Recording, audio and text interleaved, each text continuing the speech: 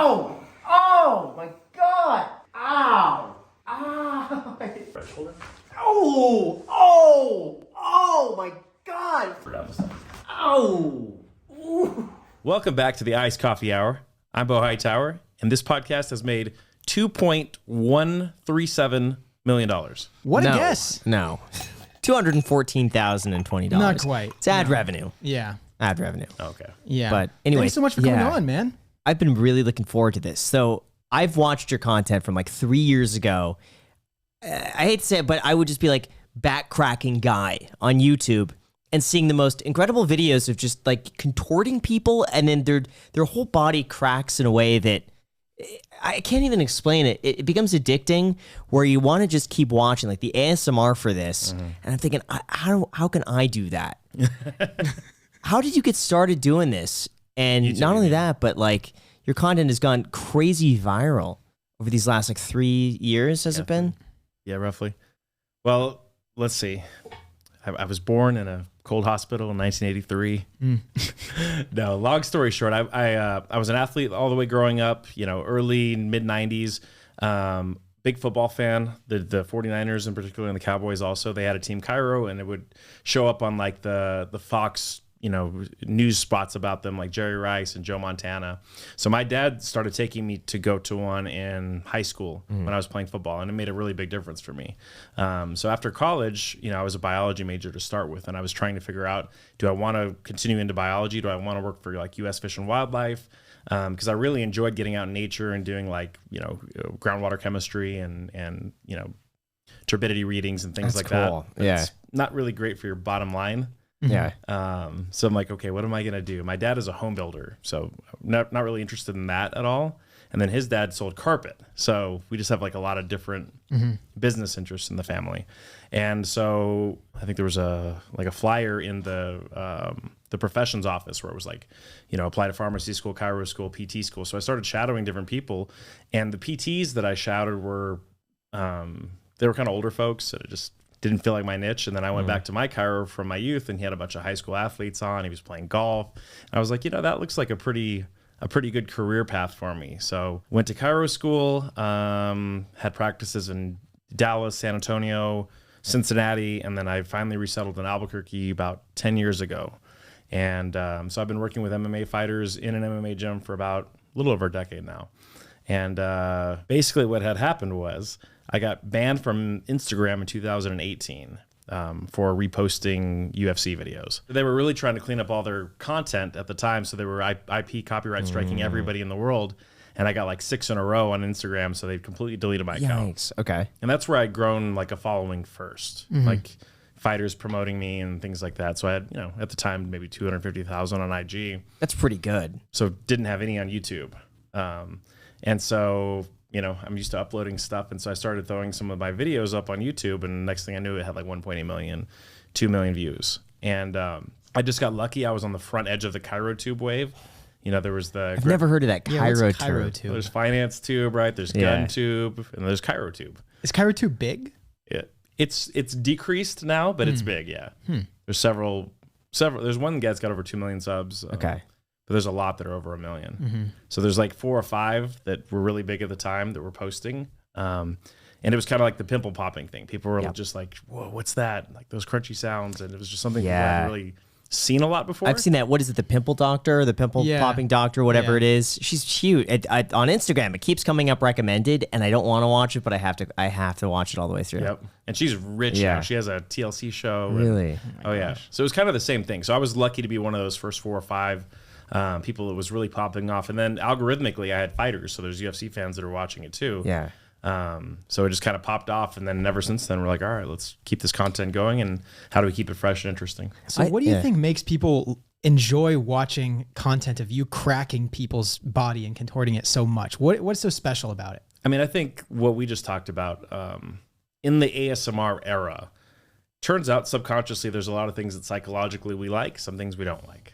So have you ever seen the mildly infuriating Reddit?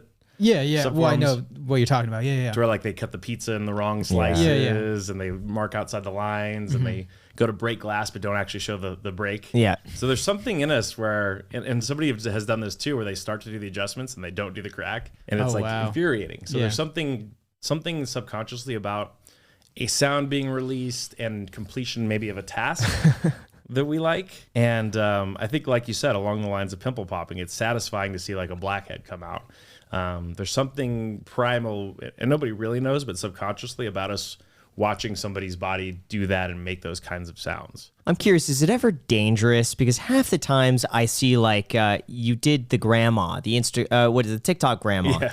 And I think she's in her 80s or 90s, and you're sitting there like holding her head, like jolting her head. Like, I'm ever worried, is there ever a risk that like you snap the wrong way and it just goes horribly wrong? Yeah, there's always a risk to anything, right? There's a risk to driving in the car, drinking coffee. But statistically, we know the relative risk. So as long as you're doing a good screening of the patient's medical history, I mean, you're talking 1 per 10, 20 million or something like that, which is about the same as sneezing or coughing or, go to jiu-jitsu or boxing or anything like that. So, like boxing, you saw the Puerto Rican fighter that, a few years ago, one hit and has brain damage or whatever. Everything carries a risk. Your medications, your ibuprofen, literally everything. But it's about making sure you're getting the right history on the right person and being able to mitigate those as much as possible. Got it. So what exactly are you doing when you take someone's neck and you jolt it to the one side and you hear a crack? What's going on beneath that? So what you're looking at, if you looked at a spine, you've got vertebra and then you've got discs. So they kind of space in between, and there's a bunch of ligaments and muscles on the side. Well, on the corners, there's these joints called zygapopophyseal joints or facet joints.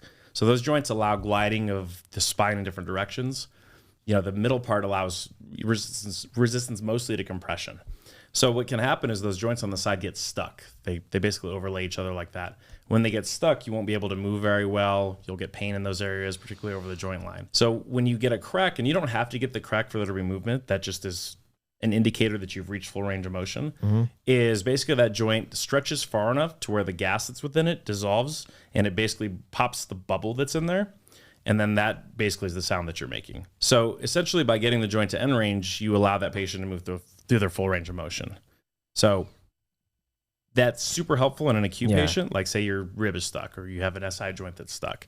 But by and large, that's only one aspect of treatment. So now you've got full range, but how do you keep it there, right? If they've been stuck for a while, then they need to make sure they're doing stretches, rehab exercises, so they maintain that range of motion so they don't get locked up again. Yeah. So one morning I woke up a few months ago. I had the worst stiff neck I've ever had in my entire life, and I literally could not move my head for an entire day. And I went on YouTube and I saw that it was more so like muscle stretching. How much of this movement is muscle versus just the spine itself? Yeah, and I don't think you can ever really separate them from each other. So that's what we call torticollis or wry neck. This is something that spinal manipulation is really good at. There's a lot of things that could cause a spasm. Ligament strain, facet joints strain, sprain, disc bulges could do it. But typically, if you haven't had a trauma, then it's probably not like an acute disc herniation or bulge, like something's landed on your head or... Yeah. So usually when that happens, either you've got a joint that's stuck or you've managed to strain one of the ligaments. Then what happens, your body tries to protect itself, so it spasms all the muscles. So really what I do is something called nephropathy. So nephropathy is treating ligaments and muscles, but also within that, I also went to chiro school as well. So I have 2 doctorates. So combining those 2 things, I found gets the best results. We loosen up all the muscles, we get in there, we break up the tissue, and then we make sure the joint has full range of motion. Then they get their exercises. And then what's going on when you take the big pin and you take the hammer and you're just like knocking it? That seems painful. Yeah, it's so you'll see in a few minutes.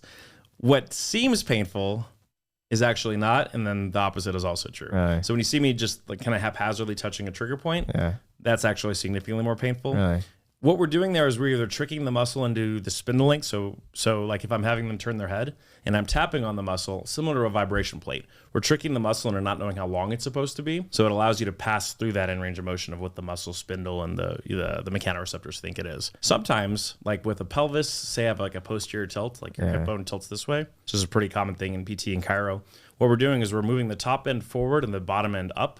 So we're aligning you that way. Yeah. And then, of course, we go in and loosen the hamstring so that it doesn't pull it back down. So sometimes we're using it to move a bone in a specific direction. Sometimes we're using it to loosen muscles. That's incredible. I've never been to a chiropractor. Never? Ever.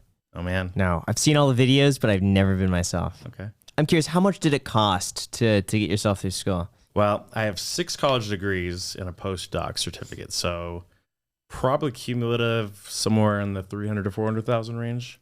Do you still carry Wow, debt yeah. from that? No. Oh, That's nice. it. That seems like a lot. Is the ROI better to go into chiropractics? Because I would imagine for $400,000, you could become, get into plastic surgery, neurosurgery. Like there's so many different ways you could go with that. Like right off the bat, you would get a salary of like 400 grand. Well, it's super relative. So like chiro is more like PT or optometry or podiatry, more of the allied fields as opposed to medical degrees, right? So there's no specialty as far as your licensing goes in any of those allied fields. Pharmacy as well. You can do more things, like you could be a clinical pharmacist or whatever, but basically pharmacy is 1 degree. Chiro is similar. So like I have 350 hours of postdoc neuro education, but that doesn't change my scope of practice really. So essentially you do 4 years of undergrad, 4 years of chiro school, 8 years, and then you'd be a chiropractor. Same with naturopathy. So with med school, you're going to do 4 years of med school, and then you have to do residency. So that's what people, when they're looking at all these things, they have to decide. Because if you're doing plastic surgery, you're looking at a minimum of 5 years of residency plus fellowship after that. Yeah. And you're going to be making 60, 70 grand a year during that time. And your debt is accumulating and you're drawing interest on that. Yes, their salary will be significantly higher later on, but they're also much further out as far as opportunity cost. Whereas chiros, as soon as they graduate, they can practice right away. I think the data, if I looked at the statistics correctly, chiro is the worst debt to income ratio of any degree that you can get. How much do chiropractors usually make? I think the median salary is about 70, 75,000. Really? Is that like entry level? I think that's cumulative. I think that's everybody. Wow. Probably a quarter of my class, I think, doesn't practice anymore. So they're either in farm rep or oil or... Oh, do a lot of people, they go into it and then go into... Yeah, so it's a big, broad, like, umbrella. So, a lot of people that, in certain faiths, so like we have a lot of Mormons that were in our chiro school because, they're just not into pharmaceuticals or chemicals. So they find their way into a natural or holistic field. So a lot of people get in this one to do nutrition or supplements or things like that. But of course, insurance isn't really covering that. And you're not going to get hired at a hospital on a salary. So you've got to go out there and create a business. So chiro and dentistry are similar in that sense, where there's not a whole lot of jobs out there. So you have to be a business owner essentially, or start a business. Got it. Where PT, you could get an in-home or an at-home job or salary. Right. It may not be high, but there's always a job. For chiro, there's not a lot of jobs. Like in New Mexico, I think there's one at the VA hospital, one at Kirtland Air Force Base, one at UNM, and those are the only 3 jobs in our entire city that are like a salaried, getting insurance, 401k jobs. Everybody else is either working for another chiro or they've tried to open their own spot. How did you open up your first place? Is that what you did right after college? So I worked for a corporation in Texas first for a couple of years. And so what I wanted to do was learn the ins and outs of treatment. And I actually worked in middle management too, to kind of figure out how the brokers worked on negotiations and things like that, but not on my dollar. I didn't want to learn on the job on my dollar. So I kind of set up a lot of practices for them. I worked in several family practices. So I worked, underneath medical doctors in a lot of offices, learned how to get referrals from them, learned how to communicate with them. And then after a couple of years of that, that's when I opened my spot. So my first job, and so let me rewind that. So obviously flat broke coming out. My parents had saved a decent amount of money for me, 50, 60,000 for college. I had a scholarship all the way through undergrad, so I didn't know anything from there. And then they helped apply that towards my grad school. So I didn't know much, like maybe 40 grand, I think. Yeah. This is 12 years ago. It's much higher now, obviously, with inflation. Thanks, Jerome. That's the magic word. Everybody's favorite, Jerome Powell. Yeah. So I only owed 30 or 40, I think, coming out. So I paid that off in the first years. I just kept living like a student the whole time. So I had about 30 or 40,000 saved when I went to start, but I didn't work for maybe 5 months. So when you don't have any income coming in and you're living on that, it goes really quickly. So my first office that I owned, I had a friend that owned a building and I negotiated. He didn't make me pay the first and last. I was paying $500 a month for a 1-room suite in the hood in Albuquerque. And then I built everything else myself. I got a table from a guy on eBay. My office equipment was a family friend that had a stroke. And so I bought his, office furniture for really cheap, obviously. Painted the office myself, and I couldn't afford staff, so I had to build a website. So I was doing online scheduling 10 years ago. Built the website on Wix. That's cool. Didn't have a phone line, because then you have to pay somebody to answer the phones. Worked on wristbands, way back in the day, to where we just linked to the website. So if I was at the gym, and somebody was like, hey, I'd be like, boom, here you go. And they could go schedule. So it just really ran super, super lean I still do, but for the very beginning of it. So I could accumulate my own bank account to where I could buy equipment as we needed. Yeah. So how much were you making back then in those lean days? I think my net probably in my first year was 25 or 30K. Okay. Going up about 30K per year until I started hiring other therapists and then getting, a percentage of their revenue. So now we have 13 therapists. So essentially their fractional income kind of replaces the volume of patients I used to see because I don't see new patients and I haven't for 3 years or so. So now we've got 5 clinics. We have 1 in Vegas, 1 in Boca Raton, 3 in Albuquerque. And, it's been nice. Social media really propelled us more than anything. To where we're not spending money on billboards or, radio ads or anything like that, Yes. And even when we started, when I would sponsor fighters who are notoriously broke, we'd say, okay, what is your sponsorship worth? Is it worth 8 treatments? Is it worth 10 treatments? We'll put us on your shorts, get us on UFC Countdown or, those things, and we'll call it a trade. And say they have 300,000 on, Instagram or something. Like, what would you pay to reach $300,000? Probably more than $200, Oh, yeah. So, and you're getting who says so other than you, somebody who's beating up their body more than anybody else. Right. So it was a perfect mix for us, working with MMA fighters because nobody beats their bodies up more than they do. Mm-hmm. Is that how much it costs? Is about $200 a treatment? In Nevada, our price point's a little higher than New Mexico. So to see one of my naturopaths here, it's $150 for a new patient, and I think it's $100 for follow-ups. And each session's about an hour or so. They average about 4 total sessions till they can resolve, most treatments.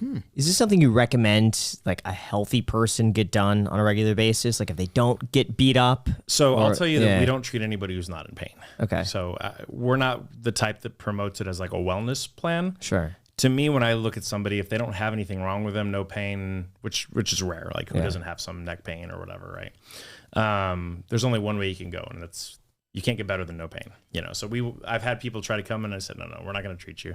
I generally also don't treat people over 65. I don't treat people under 16 or so. Yeah. Because there are people in those fields that specialize in geriatrics or pediatrics, and that's not me. So you have to kind of know what you're good at, what you're not. We treat musculoskeletal pain at our office, and that's it. We don't do nutrition. We don't sell, supplements. We don't sell pillows. We try to hedgehog principle it, and we try to be really good at one thing, and then we can refer everybody else out. Yeah. Now, have you noticed like a commonality between people who use certain type of pillows or certain type of mattresses that they have more pain than others? Not really. Really? Yeah. Everybody always asks me that, and I'm like, I don't know. Yeah, what's your pillow recommendation? Yeah, I don't have one. Like a Casper mattress. I don't have a sponsor right now either. Yeah. So, generally speaking, most people do better with less pillow and sleeping on their back as far as like neck and shoulder pain. I've been thinking Jack is crazy for They doing call that. me a psychopath Yeah. because I sleep without a pillow. I weird. jokingly said that once, and now I always call Jack a psychopath. Yeah. I sleep without a pillow. It's fantastic. Yeah. I So love it's it. weird. Do you not like sleep on the side of your head? You just sleep like this, like a zombie? How No, do you well, so sleep? recently I've been switching to hands up. And then What? No, Are you Now serious? you're actually a psychopath. look at him. He's nodding. See? Wherever people can sleep well, I'm a fan of that. Yeah. So Strange. Why is that strange? they're- I put a pillow on top if they're of my not head. waking up in pain that? and they're not getting like blood flow restrictions, then that's Imagine a girl So you're comes not- over. That's and what I'm stays the thinking. night you're with not Jack. getting lighting. Yeah. And So she that's looks a over. plus, and then you're getting a little compressive soft force here, which The is compression is on my forehead. comforting, Feels really nice. right? Yeah, I love it. So our bodies Yeah. crave compression to a certain extent. That's why everybody likes to use those compression boots and Yeah. things like that. The intracellular pressure of your body is always Yeah. kind of pushing outward, and the air is matching it, right? Like, Yeah. and this opens you up too. Like if you're like this, your arms are too close Yeah. to your legs at your sides. Yeah, you know what I got? this right here. Macy got me a weighted blanket. weighted blankets are great. I like it. love it. Yeah. Yeah, I've So- never been a fan, so we but all even in the kinda crave heat. that, right? Yeah. Even in the heat, though, I turn on the air conditioning and Right. just so I could put the weighted blanket. It's That's nice. the magic, man. You It's want so weird. cold in the room to where you're snuggling with the stuff. yeah, Right. yeah. But even if somebody just kind of holds your arm or compresses your forearm, even just a little bit of pressure, it feels good to us. And we're social beings. We're hominids. So we respond to social cues, to facial expressions. We respond specifically to touch.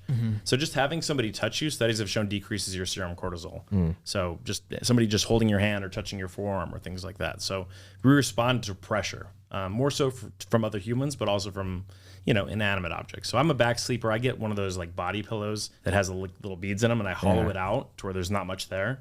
Because if I sleep on, we're at the Encore and I laid on my back on the pillow and I wake up and my neck hurts because it's pushing my spine forward. Right. So I would tell you what you want is your spine to be lined up. You don't want your head forward or to the side of anywhere in your spine. So if you are a side sleeper, you want enough support to where you're not here or here, and if you're a back sleeper, you don't want your head pushed forward. Got it. Our spine's pretty good here. If you've ever looked out the window for a long period of time, you're looking at the Grand Canyon or something and you come back, you're like, oh. Right. Oh. Yeah. It's pretty easy to strain your neck. So we're more fragile than we probably should be. But What about those things that you strap yourself into? I saw the commercials in the 90s where they would invert you. the teeters. The teeter-totter. What was it? The the teeter. old man that straps him in and Yeah. he goes upside down. Teeter hangups. Teeter Is that hangups, it? yeah. Yeah, the teeter hangups. So again, same thing. It depends. Like we tell people, if you do well with it, keep doing it. If not, then don't. I'm not somebody who does well with it, but I have a disease called healed Sherman's, so I have no curve in my T-spine. So I have a lot of compression fractures and disc herniations at my thoracolumbar junction. The way that the pressure feels there actually causes me more pain. So when I've thrown my back out in the past or whatever, I'm like, all right, let me jump in there and see. And most of the time for me, it makes me worse. So you just have to listen to your body. It's like being in the gym. Okay, you throw your back out doing deadlifts multiple times in a row. Maybe that just isn't an exercise for you. Maybe just do something else, modify it. Yeah. I think a question a lot of people are wondering is it bad to crack yourself? Because I've cracked myself since I was like 7 years old. I started at my fingers. I then changed to my wrists. And now I do my neck and my back, So I do everything now. My ankles, my knees. Yeah, you name it. What I would generally say is there is such thing as over manipulation syndrome. So, people that they crack themselves too hard or too often, or they go to the chiropractor too often, what happens is, so when you're getting the end range of motion, right, there's ligaments to hold it together. If you continue push past your end range of motion, what will happen is ligaments will start to stretch out eventually and they won't be super stable. So that causes instability, which you don't want. You don't want hypermobility, but you don't want hypomobility either. So you want to make sure that you have full range, but you don't really want to be, going beyond full range. That's not exactly healthy. So when your ligaments aren't stable, that's what happens. So as long as you're not forcing the cracking motion, like a lot, I typically get manipulated or adjusted once every 6 or 8 weeks or so. That's what I found is a good amount for me. When I was in chiro school or things like that, if I had it any more frequently than that, I would actually feel like I needed it more, and I would actually have more pain as opposed to working on strengthening and stretching. Got it. But first, we got to thank our sponsor, Aura Frames. Graham, I have a problem. I got my dad a Tinder Platinum subscription for his birthday, and he hated it. And so did my mom. And also, we got Father's Day coming up, and I don't want to make the same mistake again. Jack, you just get him an Aura digital frame. Aura digital frames allow you to instantly frame photos from any device, anywhere, directly through the Aura app. You could even preload photos and add a personalized video message that will display as soon as you connect your frame. So I got an Aura digital frame recently, and it has worked wonders when it comes to my success on Tinder with these dates. Aura was named the #1 digital frame by Wirecutter and The Strategist, and it's guaranteed to make your dad smile. Aura frames have super high resolution displays, so unless you look really closely or see photos transition, you wouldn't even know it's a screen. Last year, Aura completely sold out for Father's Day, so don't wait. Seriously, guys, this is actually really awesome for me because just before they sponsored us, I was actually looking at Aura frames exactly because they are the best in the field. You can get unlimited cloud storage with super high resolution screens. It's a perfect gift to your parents, and it's guaranteed to make them smile. That means your parents are finally gonna love you again. Listeners can use code ICH to get $20 off while supplies last. Terms and conditions apply. And from now until Father's Day, you can save on the perfect gift when you visit auraframes.com. That's Aura Frames, AURAFRAMES.com. So thank you so much, Aura Frames, and back to the podcast. So what do you recommend people do who can't afford a chiropractor? Well, I think, the great thing about the internet, YouTube, there's tons of like mobility videos out there for free, tons of stretching videos, yoga, foam rolling. That stuff clears most issues, particularly chronic issues. If you're doing strengthening and stretching and rolling, I get flack from this from the chiro community. I don't think people need to be adjusted that often, or it's that important for most people. They might disagree with that. Maybe that's because of their business model. I'm not here to say either way. I know for me personally, I don't need it that frequently. And I'll say this, like I said, most people, if they do core strengthening, if they're working, if they have somebody to even assess them, but you can sort of assess yourself. If you're stretching, doing yoga, rolling, getting strength and activity, walking, you're probably going to be okay. The spot where the chiros come in super helpful, like I said, is if you get a rib stuck or if you jam your SI joint, where you have that really sharp pain here and you're leaning away from it. And PTs can do manipulation too. Or, in the springtime, like I said, you get a rib stuck and you take a breath and it feels like somebody's stabbing you. There's not much that's more effective than manipulation in those certain circumstances. It can help, of course, if you have that acute neck pain. But yeah, it depends on the person. Like I said, it's finding the right fit for everybody. Like I don't do great with massage. Some people don't do great with manipulation. So you won't really know until you try, no matter what the therapy is. But it's important to listen to your body and say, yeah, I do feel better or I don't feel better, and sort of tailor your life just like you would with anything else, Yeah. Has anyone ever came to you with a problem that cannot be solved by cracking them? Yeah. For like, what if they came with like a broken bone and they mistook it for like, something that needs to be cracked? And you're just like The bone was like right sticking out, sticking out of the leg or whatever. Well, so like I said, luckily we have 4 years of doctoral education, past 5 or 4 national board exams and state licensing exams. We're trained to diagnose and do dot exams. So, if you're missing stuff like that, that's sort of on the provider. So say I see 12 people a day, at least 1 or 2 of them I'm referring out almost every single day. Really? They come in with an issue. I'm like, I think you need back surgery. I think you need this or that. So we refer to a neurologist or we'll send back to their PCP for a bursitis injection where they need cortisone. So really, we work almost like a portal of entry for musculoskeletal. A lot of people, I'm like, you need more strengthening for this. And a facility that has better equipment than us, we'll send you over to PT. The chiro thing is actually not all that representative of how our practice typically looks, the cracking stuff. It's a very small part. In fact, I probably only crack maybe half of my patients at all. But it definitely films well. Yeah. So, so when we post, we don't record the boring sessions with no cracking. I think the format of the cracking is so unique. It reminds me kind of like of Jeff's Barbershop. Like I love the scenarios where it's like you're doing something else while talking to the person, as like a late night talk show, except there's something else. Yeah, like Hot Ones. I really love that format. Yeah, and that's sort of what we realized. Eventually there's only so many ways you can crack a body, right? So the audience capture or whatever, they're going to get bored eventually. So we were like, well, we have really interesting clientele and people have interesting stories to tell. So since I do so much muscle work and so I do so much, so when I say massage, what I mean is like, I don't do well with the flu stuff. I do really great with deep tissue massage, Thai massage, Painful stuff. Like that. stuff. Yeah, my muscles are generally tighter than they are loose, and everybody's wired differently, right? Yeah. So it's very rare I need to do more strengthening. I need to stretch more. I need to roll more. I need to get more body work. So for me, I do much better with that, and it takes time. It takes 20, 30, 45 minutes. So during that time, it's either there's music playing or I'm like talking in their ear, but they can't really respond. But what we found is similar to those other things. We get a really honest interview or response out of people because they are feeling they don't have the programming on. I don't want to say vulnerable, but they don't have their I'm on TV, I'm on a network, here's my computer programmed response.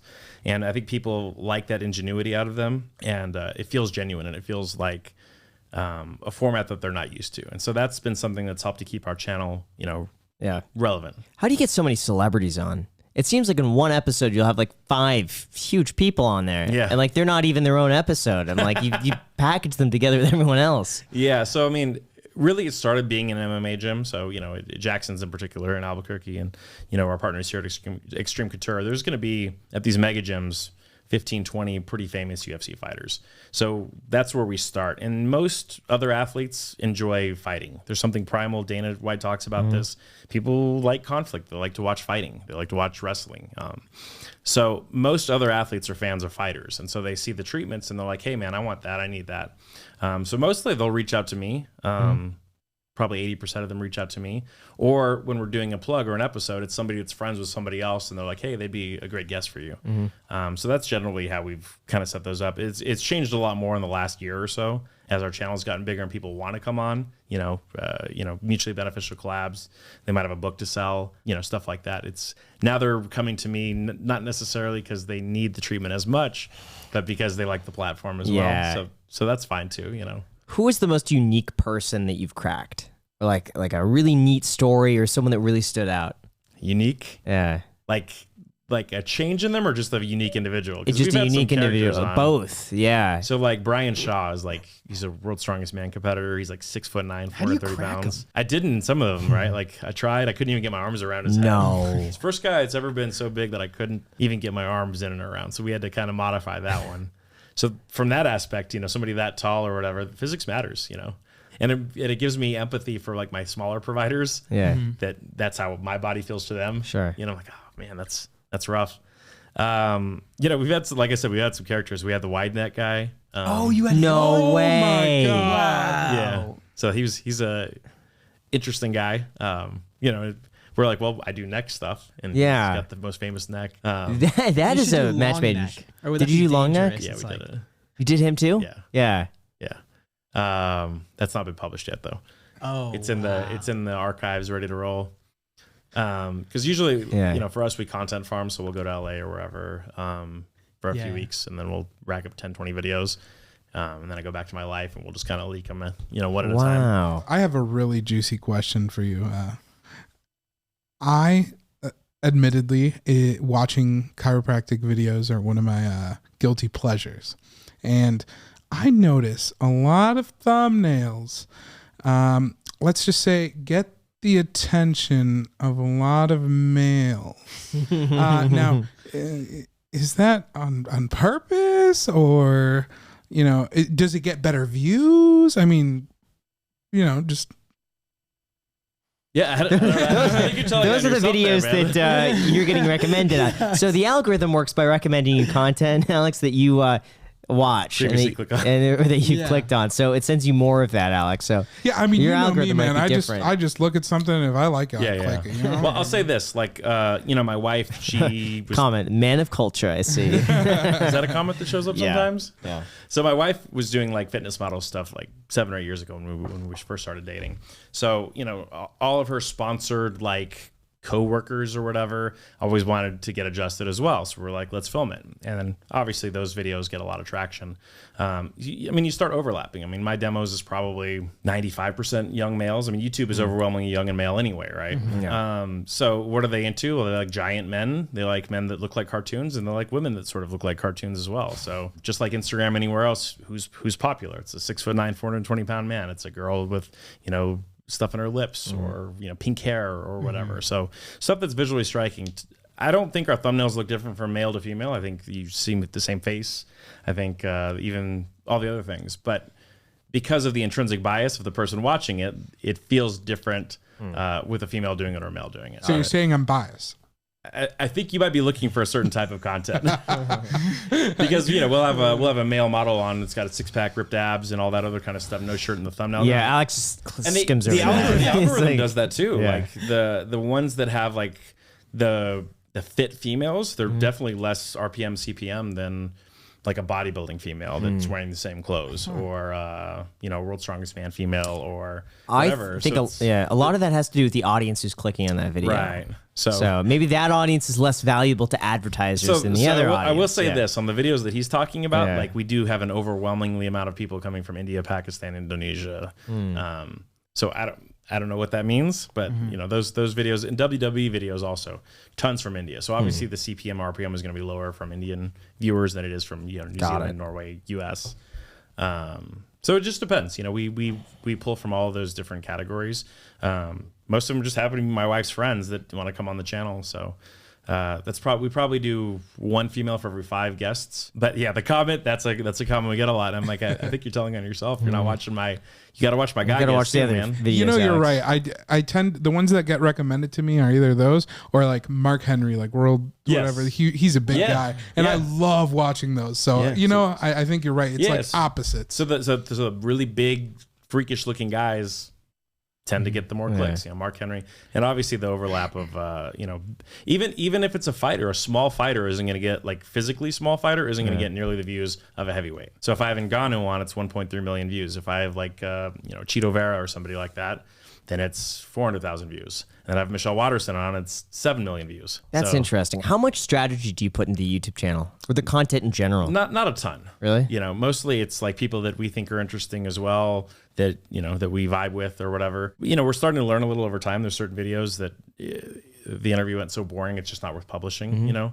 So we've had a couple of those, but you know, this is a new problem or a new issue that we've run into. And like I said, I still work a regular 9 to 5, you know, between me treating patients and then running and doing payroll and inventory. Yeah. So I'm curious, is it worth it for you to do the 9 to 5 at this point, given just how big the platforms are and your reach? Like, could you break down a little bit just like how your income is between different formats? Because I would assume at this point you wouldn't be doing any sort of 9 to 5 work anymore. Yeah, I would say, depending on if we have in-ad videos or sponsors, you know, we're probably bringing between great money, but not FU money. Okay. So probably between YouTube and Facebook, 500-600K before taxes, Right. And probably another 200 or 300 from my clinics before taxes. Got it. Okay. You know, our gross is high, but I pay my employees a ton. Yeah. Like, so 70% of our income goes back to our team. Yep. You know, which I don't know any other business that really does that. But to me, we're a provider-based clinic and a patient-based clinic. So how do you keep good staff? Well, you got to pay them, right? Like you got to pay them well and take care of them. And so that's what we focus on from that. So it's like I almost feel like my clinic now just pays my taxes for my social media. Yep. But I'm also scared to death that somebody at YouTube or Facebook could just go bink and turn you off. That's what I'm always worried about. You know, and you're like, well, I went all in on this game, and you know, it's just one person Yeah. found that they didn't like me, and you know, and you just never know. I don't think it's likely for either of us. I don't think either of us are going to get Alex Jones or, you know, Steven Crowder or any of these people that do controversial content, because I just don't touch that kind of content, obviously. But it makes you worried sometimes when you see that happen to certain people, or my niche just dries up completely, right? Like it's just like, okay, we've seen every crack video. And that's happened, you know, my friend Gregory Johnson, he was the first chirotuber that really broke big probably, you know, and he was super viral for a while. And, you know, his content, he's just not getting the views that he used to get. He's getting 5-6K views a video. But do you think he's not innovating like he used to? Or probably. I mean, he's 62 years old, and he hit a niche, and he's a really good provider, and he's got a unique adjustment, and nobody had seen that before. But we've seen it now. So what are you doing to modify and stay in it? And, you know, I'm at a nice intersection age-wise at 38 that, you know, I didn't grow up with the tech, but I'm young enough to have utilized that at a young age to where I could sort of adapt back and forth. And that's so what you're talking about is us bringing on interesting guests, and, you know, whether it's Mark Henry or Goldberg or whatever, and they're also telling you a story as well, which other channels may or may not do. So that's where actually being a social media person as well is a different story than just being a clinician that's content happened to go. Yeah. It takes a lot of energy to continue to innovate too. I mean, especially if you have a format and you're in your 60s or you just don't have the energy to do it. So it's a lot. I think a lot of people at that point just kind of accept it and will move on. It's not worth it to them. You know, for him, he's like, I got 5 years worth of revenue and, you know, and a rabid patient population. People fly from all over the world to go see him. Wow.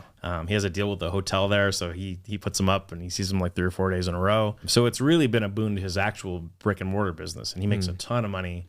He charges, you know, probably 3 or 4 times what I do.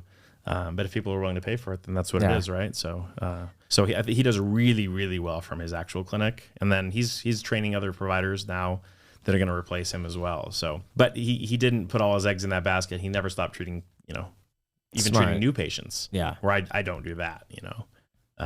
You know, you may have experienced this where you get stalkers and. No, we've been good. Our audience is no stalkers. We've never been. No. Honestly, no. I'm being serious. Okay. I've never had a single issue. But I think our audience is tends to be more finance oriented. You know, into really bettering themselves. They tend to be a little bit older. And I think because of that, like the people we meet are always like, yo, man, check out my credit card, or I just saved all this money. I just paid off this debt, or I just bought a property. Those are the people I think are less likely to have the tendencies to become stalkers. I think. I'll knock on wood, you know. Yeah. But, and I guess that's a good point that I hadn't really thought of, is that a lot of people that are watching my content or pain-related content are in severe pain, or, you know, are desperate, or, and whether it's physical or mental or whatever, are looking for something like that. And so I had one that was like right down the street from me. He lived right there, and he would leave notes all over the place and all over town, and just, you know, really severely mentally ill. I had to get a restraining order, and, you know, it gets weird. And then what I do, like, you can look at my business address, like, you know where I am, you know, 5 days a week. So I'm a sitting duck, a sitting target. So we had people that would come up and they would just drive from, North Dakota or wherever, and they would show up and they'd wait for me in the parking lot. Oh, wow. Or they would come up they would open my door and sit down in my room, so we had to take my name off the door and, start locking doors and adding in security protocols and, things like that stuff you never really expect when you're like, oh, I'll just start posting things online, so things can get dangerous for people. Especially when you're out in the public like that, I will say, actually, it does remind me, I did 3 years ago have one person. This is back when I was like actively doing real estate. So if you were looking for real estate, it was easy back then to just Google my name and see my phone number. It was there. So before I changed that number, I got this one guy who kept calling, and he would leave the creepiest voicemails. Like creepy. You told me about this guy. Yeah, I think I still have the voicemails. It could be, 1 o'clock in the morning, 3 o'clock in the morning, 10. It didn't matter, but he would call and leave sometimes like 1 to 3 minute long voicemails. Or sometimes the first like 30 seconds would just be breathing, and then he'd be like, "It's so beautiful. It's so beautiful. Just wait. Eventually you'll see it. It's amazing." And but like do that the entire. But he would mention my name, like, "Graham, I'm going to show you," like stuff like this. I'm like, what is he going to show me? This is like, but it really freaked me out. And it should. Let's see if I still have it. Oh wait, that's my mom. I want to hear that one. Wait, I think this The is contact it. is crazy person. I think this is it. Hey, Graham. I just wanted to ask you a question. This is... Thanks, bye. So bleep the name on that, and then here's right afterwards. Hi, Graham. I was going to ask you a couple of questions, man. I'm indescribably grateful and thankful. I'm having trouble processing it all. Graham, it's so beautiful and precious. I can't thank God enough for my friends. It's going to be a miracle when it happens. Wow. Thank you so much, God.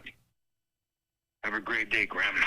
I've deleted some of them, but I think, what do you have now? 3.3 million subs or something like that? yeah, no, this is back at this is in the beginning. But think about this. Yeah. If you're looking at the general public, and I don't know what the numbers are, but say, let's just make up a number right now. Say 4% of people have severe mental illness, right? Right. The N number, the numerical number of people that are watching your content that have imaginary relationships with you, that really know you, and you're their entertainment. You're not a person, right? Yeah. You probably get this at the airports and stuff like that, right?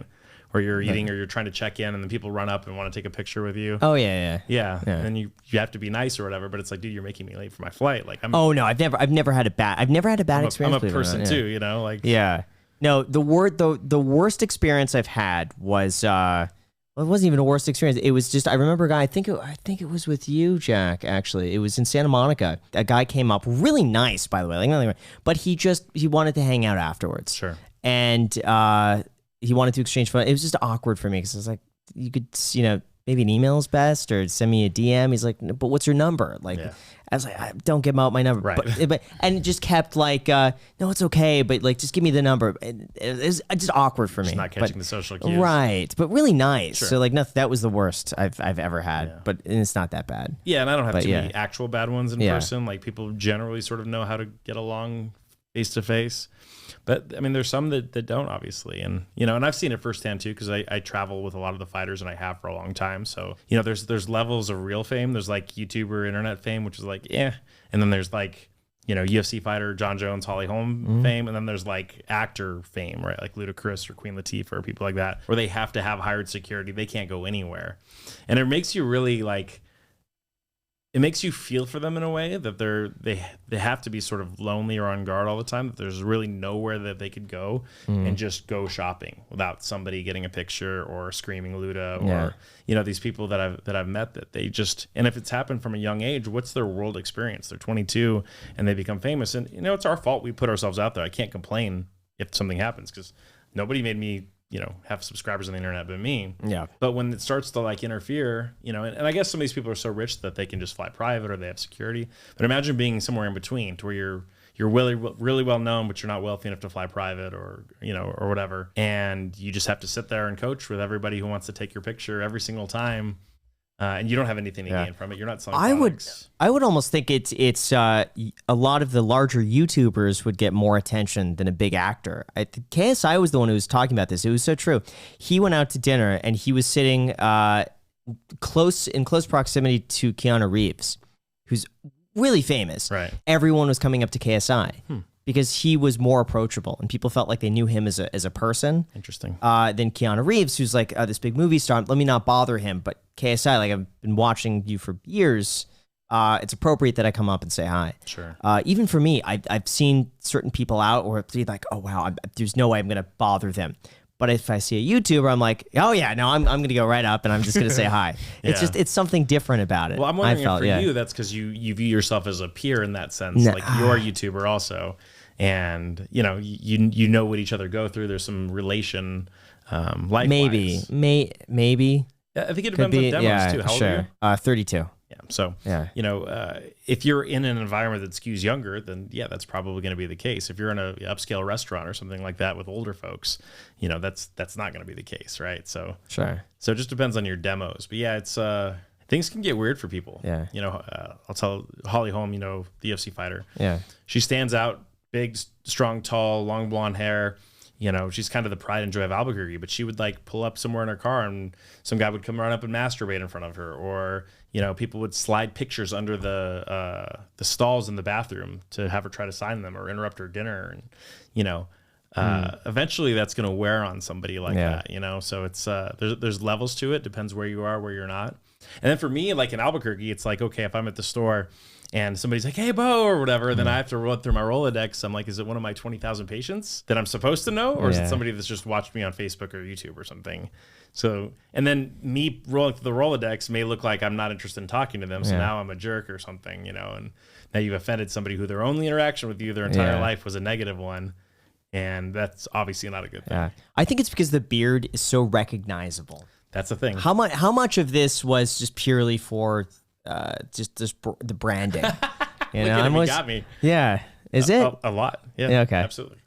The all black, you make yourself a meme at some point, right? You're like, hey, there's I've noticed the same shirt, the beard. The red hammer. Yeah. Yeah, he's made himself into a meme. Well, I have a really weak jawline. Okay. So that was like one of the things. I'm like, well, if I can get enough, hair growth here, I can make it look like I'm a Disney villain. People are like, yo, Dan Bilzerian, man. You kind of look like Hormozy too. Alex Hormozy? Yeah. You think also have the so? hairline too. You know? The Yeah, you have the hairline. immaculate hairline of Yeah. Hormozy, but he doesn't really have that sort of beard. Right. Yeah, okay. This Jafar chin looking beard. Yeah. Okay, sure. Yeah. Hit things with it or something. Stab things. Yeah, so it definitely stands out. So that is definitely by intent. And then we talk sometimes, we're like, maybe I should just shave clean and shave my head, and just the amount of comments and things, but then you're not recognizable, right? Where are you investing? Oh, boy. So I just invested in our version of the Naturopathic school that's coming to Nevada. So we're going to be opening a school here to teach kind of what we do. Cool. So in a school, which is a unique investment. So that's my most recent, and it's 5-10 year probably. Sure. I did probably like you, I did a lot of short selling early in the 2020 recession in the stock market, and just everybody made out like gangbusters. So it wasn't because I was a good investor; it was because I knew it was coming back. Yeah. Right. Got some crypto, more than I probably should at this point. Really? Luckily, I wasn't in the Luna boat, but. Would you buy Bitcoin, Ethereum? I'm mostly anything have crazy. Ether. Okay. I mostly have staked Ether for the most part. Staked? A lot of it, yeah. Are you ever How does that make worried? you feel? Are you ever worried that it might not ever unstake? Absolutely. Yeah. Yeah. I'm so worried about that. Do you have so some for stakes, the or no? nothing. No. So for those See, who don't smarter. know, That's why he's richer and basically, smarter than me. yeah. So basically, with Ethereum, you could stake your Ethereum on the blockchain, and it basically will help facilitate transactions. And in doing so, you'll get paid. What's the interest rate? Like 6%. It keeps dropping. Yeah. Oh, as more people stake, basically, the less they need to pay out I think to it's keep their down stakes. to 3 or something now. Yeah. So, I mean, the mindset for a lot of people is that if you're not planning to sell it anyway, you may as well stake it and get 3% because you weren't planning to sell. But you can't unstake it until Ethereum 2.0 comes out, which has been every single year since like 2018, I believe. Been promised every year. Yeah, been promised every year. So I'm in this belief where it's like they said last year is like, 2022, the end of 2022, probably by 2023. I get so worried that money just, you don't know. Right. I mean, it could be 10 years from now, 15 years. And what if you need the money? I think there are ways that you could sell, but you lose a significant amount of value in the process. Which makes sense. Yeah. So, yeah, I mean, really with crypto. I'm long-term investing, at least till the next halving cycle or whatever. So I'm trying to put things in different ranges, right? So like say a school is 10 and some real estate might be 20. So I'm trying to tinker some of my returns over different periods of time. You know, long-term, obviously, tax write-off investing in SEPs and 401ks is even further than that. So what I've been really trying to do is hit all those single boxes. So yeah, I do real estate, school, crypto, stocks. But the number one thing I invest on is my own business. You know, so if I have extra money, it's going to be going into opening a new location, buying new equipment. So stuff that can help to A, make you more money, and B, create more jobs, and C, create more people without pain. Yeah. So for the school, how big is the school that you're planning to build? So we're partnering with a medical university here. So I'm not going to say who they are yet because we still need to finalize it. But so the first accredited naturopathic school is in Santa Fe, New Mexico. So naturopathy is only licensed in 2 states right now. So we're in Illinois and New Mexico, under the medical board in New Mexico. And what we're trying to do is take it nationwide to all 50 states. So what that requires is money for lobbying. We've got to get in with the politicians in each and every state. So we're looking to, like I said, license here, hopefully within the next year for naturopaths. And, you know, quite frankly, the school has to pay gross receipts and state income tax in New Mexico. So Nevada seems like a much better place for corporate headquarters for it. It's going to be easier to get students here for it as well in Santa Fe, New Mexico, which is, you know, an hour from the airport and in New Mexico. You know, this is the center of everybody comes through Vegas. So we've got, I think, 38 students right now, and the goal would be to get to 200 to 300 within the next 5 years. Wow. And we're also going to expand into Florida next. So the states that, you know, the accreditation allows, because there's a bunch of different processes, right? You have to go through accreditation for federal student loans. You have to go through licensing for schools. Then you have to go through medical licensing so that people can have a practice act. And each one of those things requires a lot of lobbying, a lot of finances, a lot of lawyers. And so really, like I said, we're trying to go all in and expand it and then create this profession that sort of straddles the in-between between, you know, physical therapy and chiro and massage, and sort of takes the best aspects of all those and then combines them into one. Got it. So you reached out to me like, when was it? About 2 weeks ago. Yeah. What prompted you to reach out then? Was it the fight? I think, yeah. The boxing match? Yeah. Okay. Yeah. Now I'm a pro fighter. So now I could get in that way. There you go. Yeah. So now we have another pro fighter on our patient roles. That's really cool. And what's your plan to do with me? Because I've seen the videos. I don't know if you're going to be doing the hammer or like the neck. What did you have in mind? I was probably going to sell you some crack on the internet. Okay. So. All right. Well, Jack, you were looking for that earlier, right? I'll take some too, actually. There we go. We've got a second, but we got a third. Of course. There it is. Yeah. Yeah. So I was coming back through Vegas and I saw that you had moved here because I definitely watch a lot of your content as well. So I was like, that seems like a good fit. Cool. He just got in a boxing match. I'm assuming his neck is probably pretty tight. It's always tight. I'm really uptight in my like upper back, and then I have flat feet, so my lower back when I stand too much also hurts. Did you say you've never been adjusted before? Never been adjusted. Let me tell you, the first time my neck was adjusted, I'm so excited to see Graham get adjusted. And I don't know when he's posting the video, but if he posts it, we'll link it down below because it's going to be a sight to see. So I've seen the one where you did the thing in the neck range, and you had her like move her neck, and then you cracked it, and she could like move her neck all the way around like the Exorcist person. Right. So are you going to do that to me? Yeah, probably. Really? Yeah. Wow. How does it make you feel? Nervous and excited. That sounds like the right two emotions. Because I hate pain, obviously, but you know, I'm more so there's just some like people that don't hate it. Obviously, scared. I'm just like there's stores scared for it. Like, they have. It just seems like I don't know. I feel like there's people that are into spooky. pain. I don't know. Probably yeah. Looking at the stores that I'm driving by, and I'm like, well. I got a funny chiropractor story. So I've never been adjusted, but I have been like rubbed. You know how they like rub your muscles really hard? I had an IT band injury back like junior year of high school.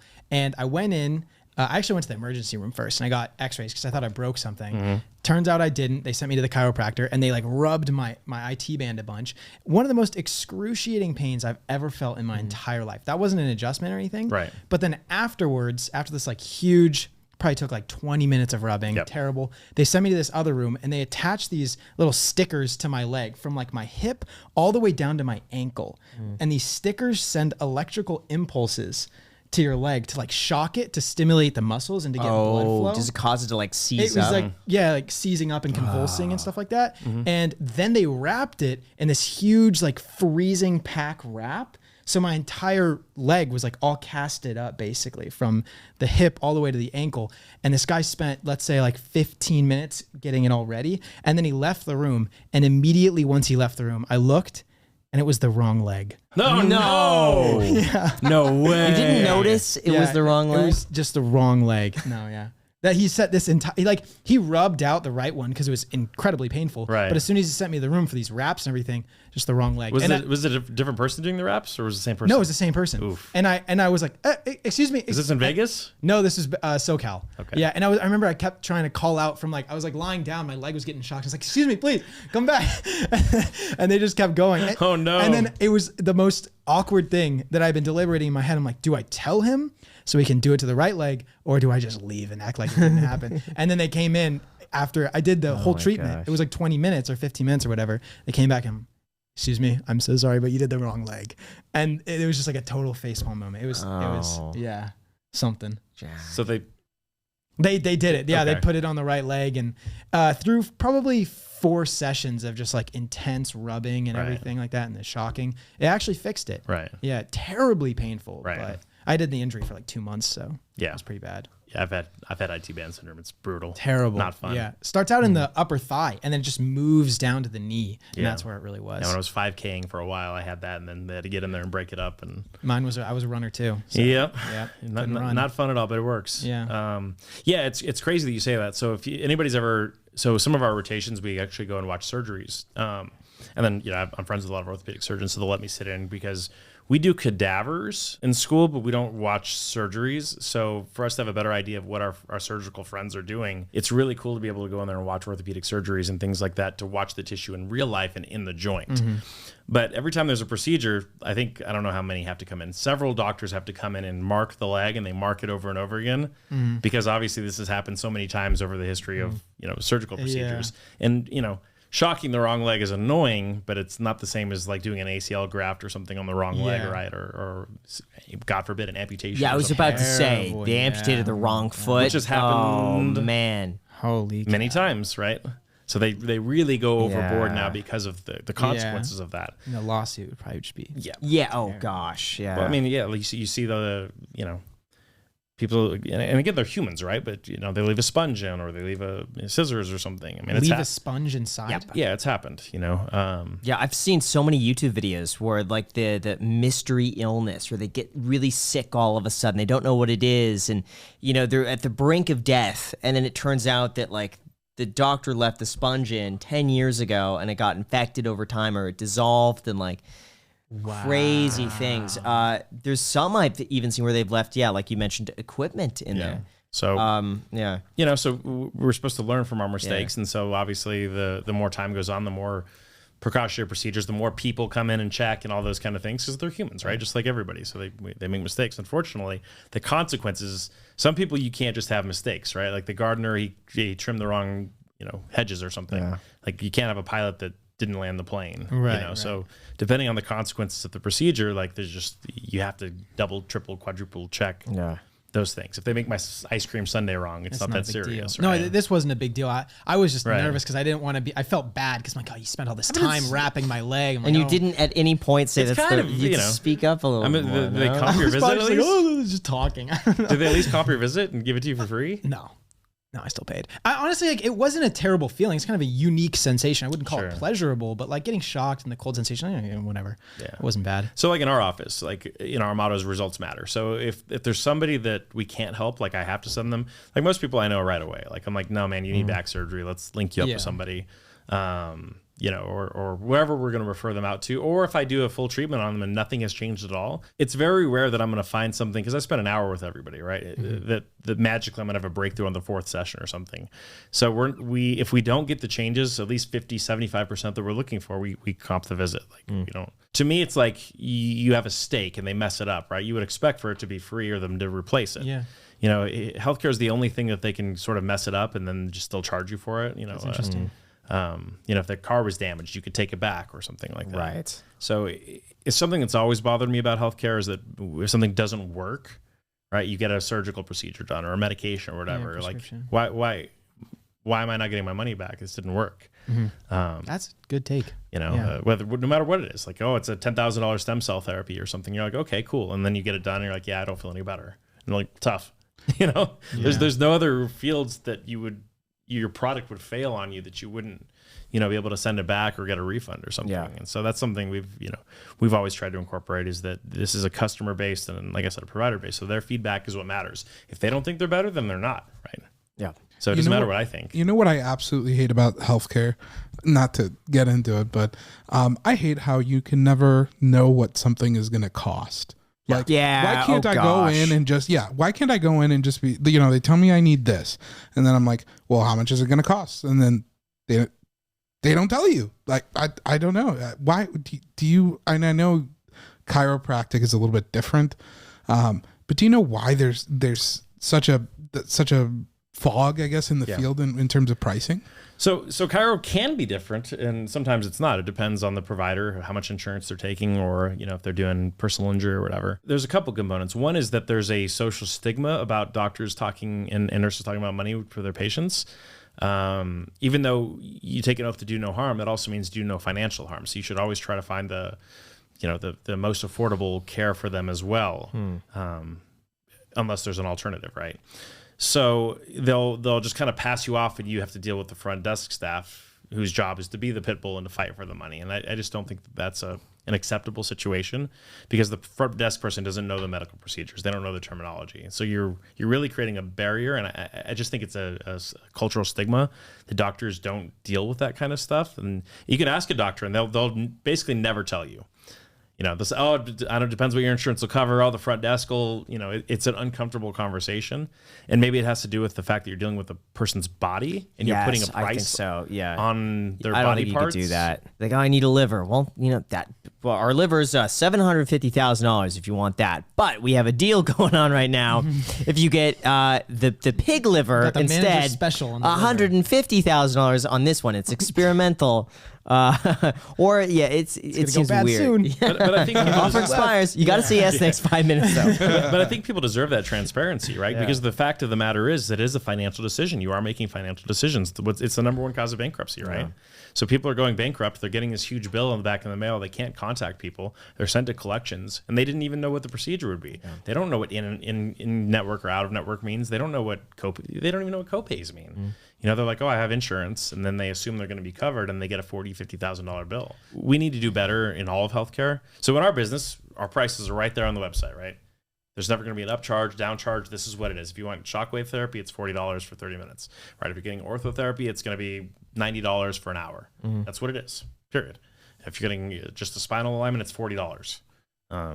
So our patients know what the price is. And then, you know, after my first session, whether I charge them or I don't, we say, I think this is going to be about 4 sessions, 5 sessions, whatever that's going to be. And then we target that. So we don't obviously take the money up front, but they have an idea if they want to keep going forward, what this is going to cost. It's going to be $360 for us to resolve this, right? And if along the way this isn't working for you, then we send you somewhere else. Yeah. But then they go there and they go to some outpatient PT, and it turns out their deductible is $6,000, and they get a $500 bill on their first visit that's just an eval. And then they're like, well, why'd you send me there? I'm like, well, that's the care you need.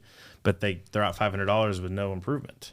And it's not the PT's fault necessarily. Maybe it's the organization. But, you know, I think as healthcare in general, we need to do a much better job with transparency financially for people, especially given what the cost to our economy is financially from healthcare. Yeah. Why is so much medical care so expensive, though? Because my understanding is that they just bill really high, expecting the insurance company to negotiate it down. And, like, that's the only reason why. Well, there's a lot of components to that. So the one thing you mentioned right off the bat, there's a middleman, an intermediary, and they have a lot of salaries to pay for along the way as well. So an insurance company is designed to be profitable, even though they're really not. They're subsidized a lot by the government, but they have a lot of admin they've got to pay, and they've got a lot of people that are making phone calls they've got to pay. So there's a lot of leak in the finances that goes along there as well. That's one component. Right. The other component is you're dealing with. So think about what it would cost to run a hospital. Imagine what the electricity bill is. You know, your liability insurance just for slip and fall. Sure. What you're paying your entire staff everywhere, and then you add the litigiousness of the healthcare system as well. To where when people sue hospitals or large industries, it's better for them to just settle than to take this all the way to court or damage their public opinion. For small providers like us, we'll just bankrupt the company and start over again. We're not going to deal with that. But if you're a large hospital or something like that, you're just going to basically pay people to go away or shut up and sign an NDA. So that cost is passed back on as well, whether it should have been settled or it shouldn't. I'm not there to decide that, but that's a cost. They'll argue that R&D is a big part of that as well, that it costs a lot of money to come up with a surgical screw, or it costs a lot of money to find the right titanium blend, or the cost to develop a drug. So that money should be built back into the equation as well. And I'm not sure they're wrong necessarily. I'm a devoted capitalist in general, but I think there's a couple places where socialism is a better fit. And to me, I think that's actually for healthcare that people have to have, and I think for education. I don't think that unfettered capitalism in those two areas that make society better is the best idea. That a college could just keep running up the tab and it could cost you $1 million a year with no guarantee that this degree will lead you anywhere. And then it's just between you and the federal government. I think healthcare is another thing that you're not entitled to somebody else's labor or time, which is sort of what healthcare is, right? These doctors went to school for 12, 13 years, so they should be compensated. But I think the problem is cyclical. So here let me rewind this whole way back. So they're just expanding this now. So going back to medical school, they can expand more medical students. They don't, like nurses, like they can't get into nursing school even though we have a shortage. So there's Medicare pays for residency placements. They pay salaries for residency placements. Medicare doesn't have a ton of money, right? It's essentially bankrupt. There's not a lot of money there. So they're paying the salaries for the resident doctors that are making 50, 70 grand a year. So they can't expand more spaces even though our population is growing. So these medical students graduate med school and now there's no places for them to match into residency. So because of that, the medical schools don't want a ton of graduates graduating that can't get placed into residency and sitting there. So they're going to have to cap how many students they're bringing in as well. Well, with inflation and, some of these medical schools are for profit out there. They're going to jack the tuition up to make up the difference because they're not able to increase the amount of students that they get in. So it's kind of bottlenecked on the far end, from the residency placing programs as well. So now these doctors are coming out with $400,000. I think the average is like $300,000. I think in student loan debt now at 6% interest that they have to start paying even though they're making minimum wage or less essentially as a resident. And that's going to influence some people's behaviors. Wow. Even chiros, so I refer out for all imaging, but some chiros have an x-ray machine in their office, right? So you have to pay for the machine. You've got to pay for the OSHA. You got to get lead in the wall, all this other stuff. So if you're on the fence if your patient needs an x-ray or not, do you want the bias that you're having to pay for your x-ray machine to be factored into your decision making? Because I'm not sure how many humans could completely separate those two things from each other. Yeah. Right? They have medical debt. They have kids in school. I think as much as you'd like to think that every single person would always make the ethical decision, I don't think that's reasonable to expect out of every single person. So when you saddle doctors with $400,000 in student loan debt, I think that incentivizes certain types of behaviors. I think it pushes them to types of procedures that are cash-based, whether they're Botox or, stuff like that, and away from Medicaid paying for family doctors or for pediatricians or people like that. What's the solution to that? It just seems like maybe the Canadian system is a little bit better where they have higher taxes, but healthcare is available to anybody on a first come, first served basis. Is there something that you would suggest that might make it better? I don't know. I think just like anything, if there was an easy solution, we'd have it. Is there an easy solution to immigration? No, you could see both sides. So I think for wealthier people, there's no better place in the world you can get healthcare than the United States of America.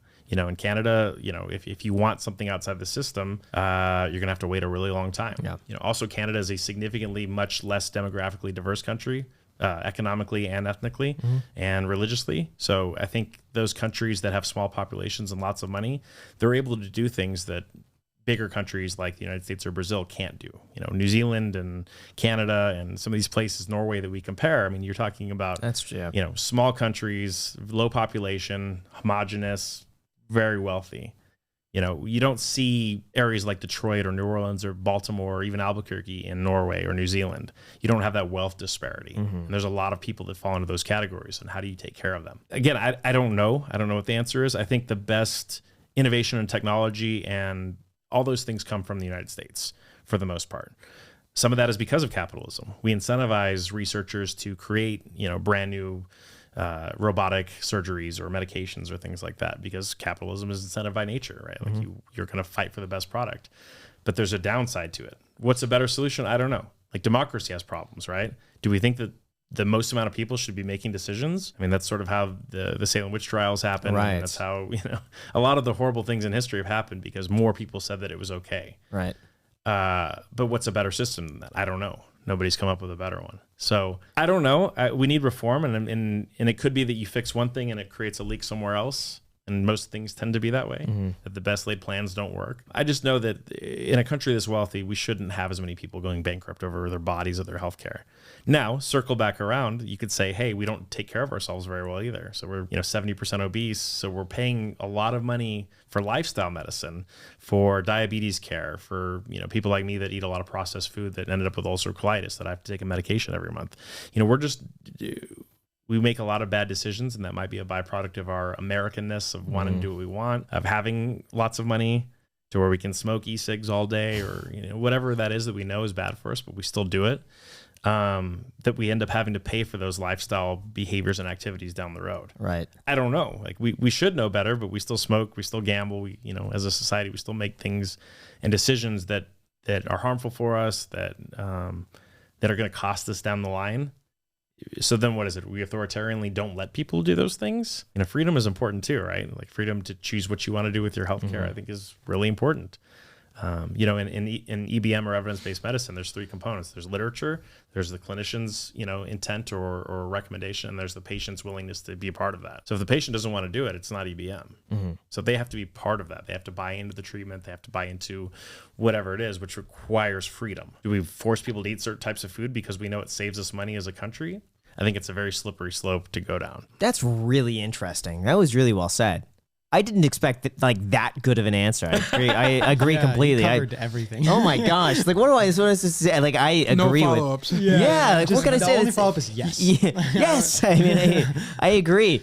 I do see though that we are making progress in that in terms of like getting sodas out of elementary schools or putting water and just healthier alternatives. I remember it was a huge thing when McDonald's was starting to serve like salads and fruits instead of fries and things like that I think are at least setting us on the right trajectory. Yeah, but I don't think so. A lot of those things I think they've pulled back away from over time because they're just not popular, and we incentivize. I mean, even just look at a fast food's structure of how they make money. They make money selling large sodas, right? Like, so they offer you, it doesn't make sense how you could get 10, 15 chicken nuggets for 99 cents. They're losing money there. They have to pay for their real estate. They have to pay for all the people working there, their insurance, the cost to ship the chicken there, the actual chicken themselves. How would that ever be possible to sell that much food for 99 cents? Well, a couple of things, right? Real estate is their business for one, and two, they're making a bunch of money on cheap foods like fries and drinks. That's what the business model is predicated on a lot of those businesses. So either the business folds or that's the food they keep giving. So we have this idea of food deserts and places like that where it's expensive to buy a salad.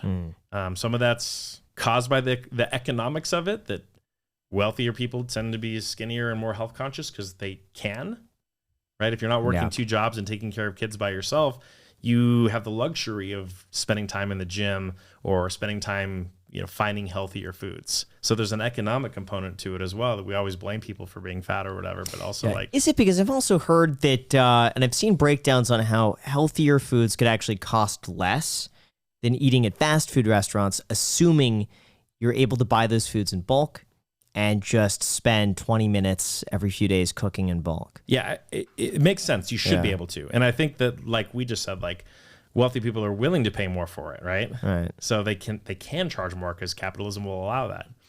It's like the argument about like veganism. Like on average, vegans are healthier than non-vegans, correct? Everybody's kind of looked at the data, longevity, heart disease. Yeah. Is it because they're vegan? Maybe, but also you have to take into account the fact that they're a vegan means they're probably not eating processed foods. They're probably not smokers because they're health conscious by nature. They probably exercise a lot. Their BMI is lower. There's so many other factors that we could just say it was this one thing or this one thing, but everything is multifactorial. So what we're talking about is demos, income, conditioning, marketing, what's been marketed to you. These companies for sure make food addicting, right? Like it's in their best interest to have colors. Did you see the second... the Super Size Me guy? The second one where he made the healthy chicken restaurant? I saw the first Super Size Me. I forget what was his name. Anyway, I can't remember. Yeah. The second one, basically what he does is he shows you the industry of fooling people into thinking they're getting healthy food. So he would buy free range chickens, which these are all legal terms. So in this movie, free range just meant that like the end of the container oh, it's so BS. Yeah. had to have like a little thing that got sunlight like 2% of the Yeah, time. and I think a lot of those were like they could turn around in their Yes. cage, but like that was free range. Yes. It's so sad. So he And would people think of them on a farm, just like with a one caretaker. Like, Yeah. it's bad. So, Yeah, so his whole business is he creates a fried chicken restaurant that is able to market in a way that's healthy. So instead of calling it fried, it's like grilled crispy or something like that. Yeah. And they actually physically put like paint grill marks onto the fried chicken, and then the interior part they put like pretty green and vegetables everywhere, but there's actually not any vegetables on the food. Oh my gosh. And they just use all the words and terminology, free range, organic, da da da da da. So he gets a lawyer to help him. He's like, oh yeah, this is organic, da da da, this and this and this.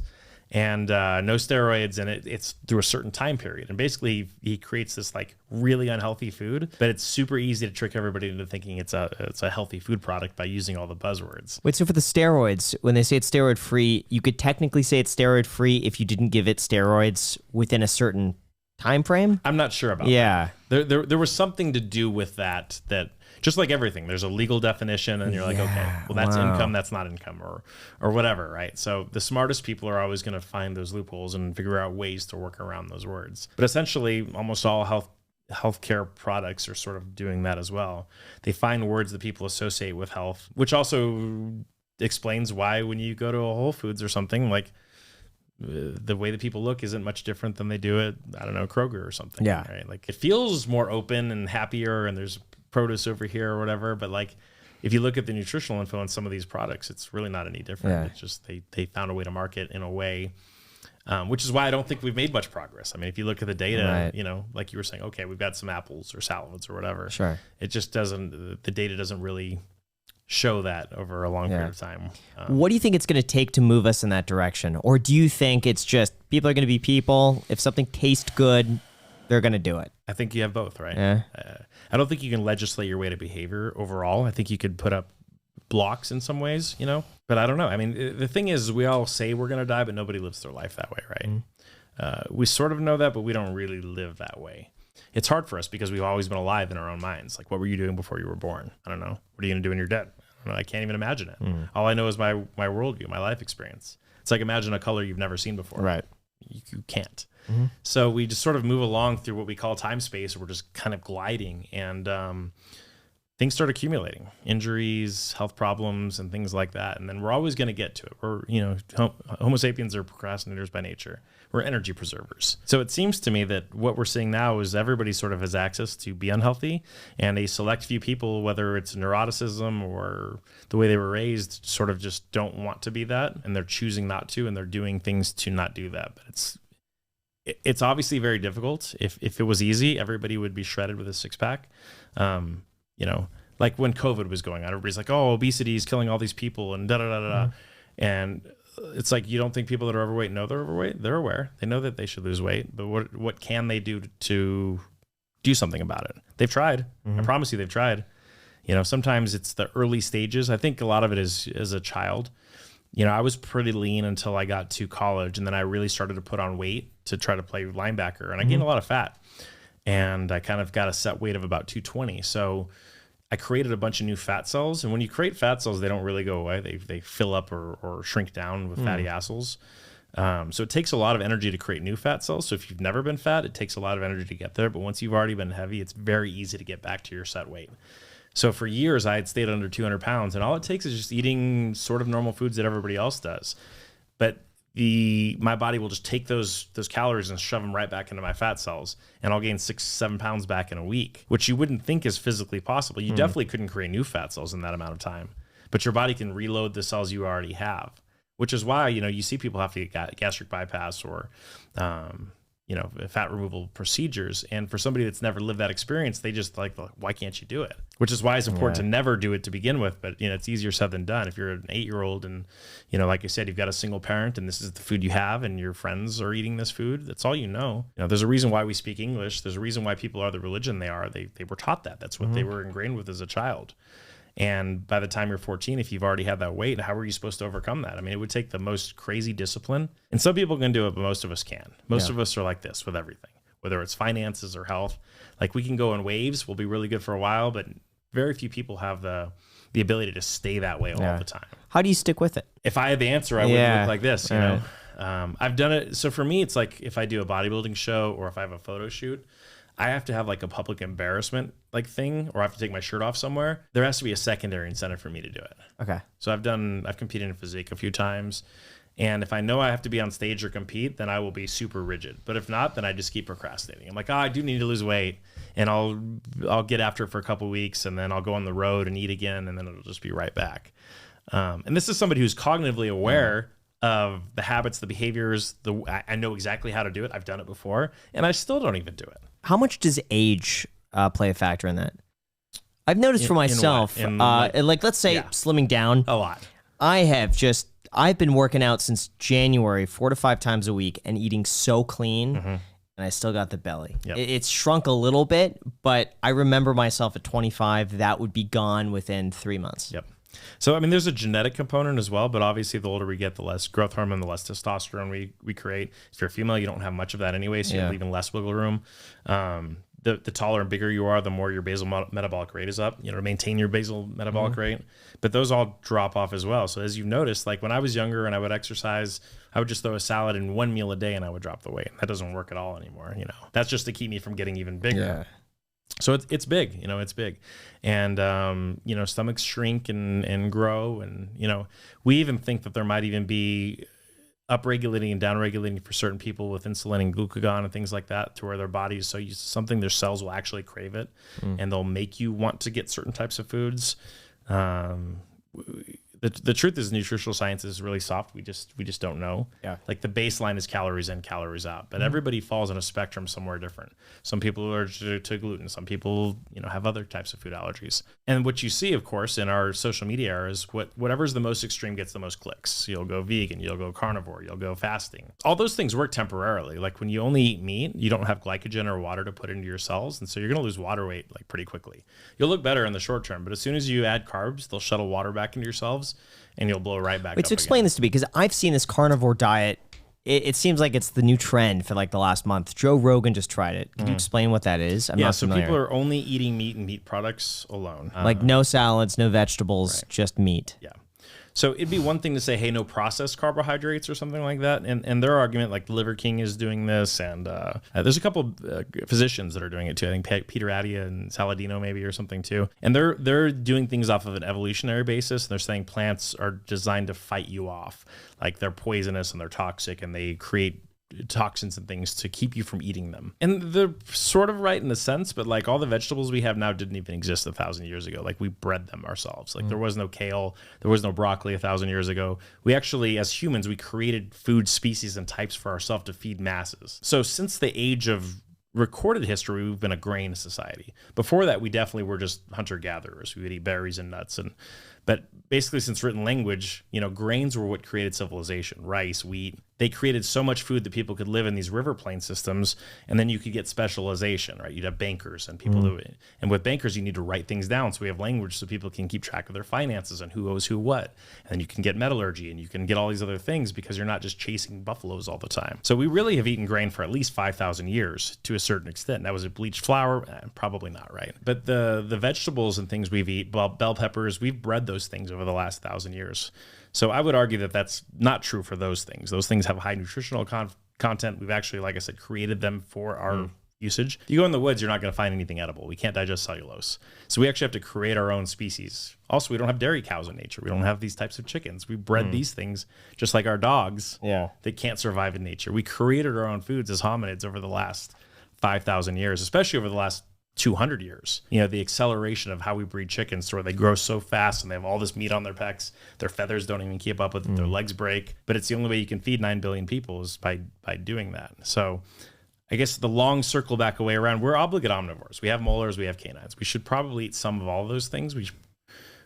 Cholesterol definitely is associated with heart disease. Like we know that for sure. I know a lot of people want to make that argument, but you know, it is a factor, just like blood pressure, just like all these other things. You can eat a lot of vegetables with low caloric input. So it can really help people that are hungry. They can eat a ton of vegetables without a lot of calories. Obviously fats, almonds, things like that are the most calorie dense, followed by fatty meats and carbs. To me, it seems like, I would say a lot of people, they could tinker with a higher propensity of one macro group versus the other and see how their body reacts. But I think what you're seeing from people is they're eating only meat, and that's what we're seeing is like the carbs bring the water steaks in. And beef and And we don't know the long-term consequences of that. Like, you know, I guess we'll see in 10 years or so what their lipids look like, but you know, it seems unhealthy. I don't know why. Like I've not looked into it at all. It just seems like maybe for a few months you might try it. Yeah. And I think it works in the short term. You know, I think you can, you know, drop weight in the short term, but I don't think it's a sustainable diet. Just like veganism isn't really sustainable, honestly. Like you're missing certain micronutrients that you need. You know, it's finding your balance. I mean, you've seen everything. There's the zone, there's the Atkins. You know, I would say one thing for sure that mixes fat is having carbs and fats together. Like that's probably the worst combination of things that you can have. So, you know, a donut, cake, stuff like that. So you have high insulin, high absorption from the sugar, and then high calories, alcohol also. So sugar and alcohol, definitely going to add pounds. So for people, it's just getting that calories in, calories out, exercising, finding a balanced, moderate diet, eat real food. Like the less processed, the better it's going to be. You know, if it comes in a bag you rip open, it's probably not the best thing for you. But I think the extremism of those diets, many physicians will say that their concern is there's going to be some serious cardiovascular side effects from having that much saturated fat in your diet. The proponents will say that's not true, that really plaquing only occurs as due to inflammation, and because people aren't allergic to meat, and to a certain extent, they're sort of right. You know, we can pretty much eat any kind of meat as a species. We have the enzymatic capacity to eat any kind of meat. We can't eat any kind of plant. You can't eat bark. You can't eat, you know, any old tree that you see. Yeah. So they are right in that sense. We did evolve to eat any kind of meat. We can eat clam. We can eat bugs. We can eat cows, cats. In general, eating that will probably have a less inflammatory impact than certain types of plants and grains and things. So their argument is if there's less inflammation, there's less plaque buildup, and there may be something to that. They may be right to a certain extent in that sense. I think Jordan Peterson and his daughter are like carnivore people, right? Yeah, I think so. Yeah. So, you know, I would say what works for every individual matters, but I don't think that's a good diet to put in the center of the population. Got it. Wow. I'm learning so much now. That was this. crazy. Yeah. I did not think you would be so knowledgeable on that. But I'm very impressed. Yeah, me too. I thought we were going more in the cracking direction, and then we did the Total my 180. mind's blown. Yeah, that man. was insane. If you could pick like one diet or one thing to follow Food pyramid that you believe is the best, it doesn't have to scientifically be the best, that just your own philosophy. I'm just curious what that would be. I'm more on the calories in, calories out. So, you know, just looking at your age, your size, your lean mass, your basal metabolic rate, and just trying to keep your calories under what you're, you know, calories in less than what you're expending. Cool. So, you know, try to exercise. And it doesn't, you know, really, to me, the best cardiovascular exercise is just steady state, you know, walking 20, 30 minutes a day. It's sustainable. It's not as hard on your joints as running and jogging, especially if you're a bigger person. And typically people aren't so fatigued and tired that they feel the need to go grab something high caloric. So like me personally, and this is just anecdote, but like when I've done bodybuilding shows and I try to do really high intensity cardio, I would be so fatigued both mentally that I wouldn't have the willpower to resist me having something fatty. I would just be like, you know, about to faint. And so then I would eat something that I shouldn't have, like a giant scoop of peanut butter, and I basically undid all the work I did. So you have to figure out like what your mental capacity for exhaustion and tiredness is, because everybody's is different, like what they can handle, and figure out where your exercise threshold is for that. So like for me, I do better with steady state, but also I've been doing a little more interval training lately, just for my cardio, like actual cardiovascular health too. So that's just me. I think most people, you know, again, sleep well, try to keep the light out, move, walk, eat real food, you know, aim for 3, 4, 5, somewhere in their meals a day. Try to keep your processed carbs down, try to keep your meats leaner and less red meat than otherwise. And they'll argue that too. They'll say, oh, you know, colorectal, but the studies are there. So, I mean, eating red meat 3, 4 times a day some people might be okay, but there is a correlation when we look at the data. Could the correlation be because the people that eat processed meat typically have unhealthy lifestyles as well and smoke and drink? It could be. Yeah. We don't know. We don't have enough data to really say. So I don't think I answered the question. I would say moderation. Calories in, calories out. Yeah, I would say that. Eat any real food. Got it. Try to exercise some. Do you have any questions for us? I think That you're not going to I think I'm saving my questions for you. Cool. So Who's your favorite guest on here so far? Bart Kwan? Bart was amazing. I would say Alex Hormozy. Hormozy was the most. We all say Alex Hormozy, or for me, Houston from Royalty Exotics. Oh. They were both so good. Houston, I didn't expect him to be as amazing in front of the camera. Like Houston's someone where the camera's on him and he just like lights up and he's so natural. But Hormozy's the same way too. So I would say either one of those. And then I would say Jeanette McCurdy was another. Awesome. That was a big milestone for us to be able to have someone like that on. And both of us were nervous because we didn't want to screw it up. And it went so well. And she was amazing. So I would say, okay, other than you, what's another finance channel that either you watch or that you would recommend besides your channel? Besides mine, there's so many. I would say my favorite all around right now has been Clear Value Tax. And I love his demeanor. I love there's no editing in this video. It's just him with some papers and he talks for 10 minutes. I love it. Because it's just like no clickbait, just the facts. And I really appreciate that content. I watch all of his videos. So financially, is there an author or something that motivated you more growing up, or was it more familial? I just always had an interest in it. The book I first ran into, though, my mom had this in her office, and I went in there one day and I picked up the book. It's called The Millionaire Next Door. And I read that book at like 10, 11 years old. And that really ingrained in me, like, wait a second, millionaires are driving Ford F-150s and Toyota Corollas, and like, that's cool. And so from the beginning, that's what kind of like set me, I think, on that trajectory of just happening to find that book. But I was interested in personal finance just as a kid, just saving things. And so for me, it started with like coin collecting. I could save up money and like I could buy this rare coin and just like keep it. So I already had a tendency that like pushed me in that direction. Okay. So what kind of rare currency do you have? Because I have a $1,000 bill. Oh, do you really? A bunch of Confederate money. Yeah, so I have the Confederate money too. Yeah. The $1,000 bill is something I've always wanted as a kid, and I thought about buying either like a $500 bill or a $1,000 bill and framing it. I think there's a $5,000 bill. There's very few of them in circulation, but I think they have a $10,000 bill. Could you use and that even at a normal restaurant? Technically, or yes. something? Yeah, Because they can't you wouldn't not want to. accept legal tender. Right. Right. You wouldn't want to Yeah. because they're worth more than. Yeah, of course. Yeah. But technically, yeah, you could go and be like, here's a $500 bill. Wow. They would look at you like that would make a great video. It's That by the most would. beat up. And just see how they respond. Yeah. But imagine Dude, if you need to do that. But imagine, my worst fear, what would happen to me is they would look at it. And just All be like, right, okay. yeah. Put it in the chains. All right, I'll give you hundreds back. And there's the video. Like, you need them to be like, what's this? It's Yeah. fake. And be like, you got to go to somewhere where you know they're not keeping enough change to where they could actually Yeah. break it for sure. But just to Right. get their reactions, because they'll be like, this is fake or whatever. What else do you collect that's. gosh. Well, cars would be the big one. Watches. Well, yeah, I guess watches. Not a huge collection of watches. Pokemon cards. I think everyone has gotten into Pokemon cards at some point. Goosebumps. And then the Goosebumps books that I was showing you over there, I thought that was really cool. I've got a lot of good I would love to get into collecting art one day. I think that would be a lot of fun.